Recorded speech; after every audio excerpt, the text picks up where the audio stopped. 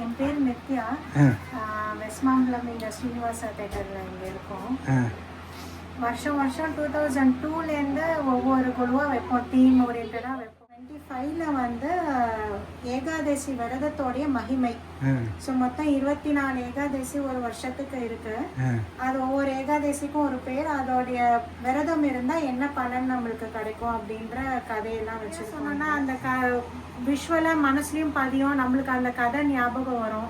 சரி, இந்த ஏகாதசி விரதம் இருந்தால் இதெல்லாம் நம்மளுக்கு நல்லது நடக்கும், பித்ருக்களுக்கு இதெல்லாம் நல்லது நடக்கும். இப்போ நிறைய பேர் அந்த காரியம்லாம் பண்ணிட்டு இருக்காங்க, அவளுக்கும் மோட்சம் கிடைக்கும் அப்படின்னும் போது அந்த கதையெல்லாம் வச்சு சரி அட்லீஸ்ட் இதுலேருந்து ஒரு இப்போ சில பேர்லாம் விரதம் இருந்தால் நல்ல இதுன்றதுக்காக இந்த கதையை சூஸ் பண்ணி வச்சோம் நாங்கள்.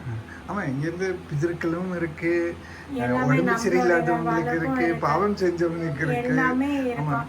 ஏன் பாவம் நம்ம அரிசி அன்னைக்கு சாப்பிட மாட்டோன்ற கதையும் அன்னைக்கு இருக்கு. ஸோ என்ன மாதிரி ஏகாதசி ஃபாலோ பண்ணணும், எப்படி இருக்குன்னு விரதம் வச்சிருக்கோம்.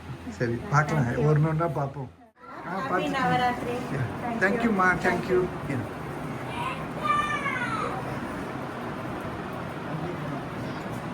Thank you.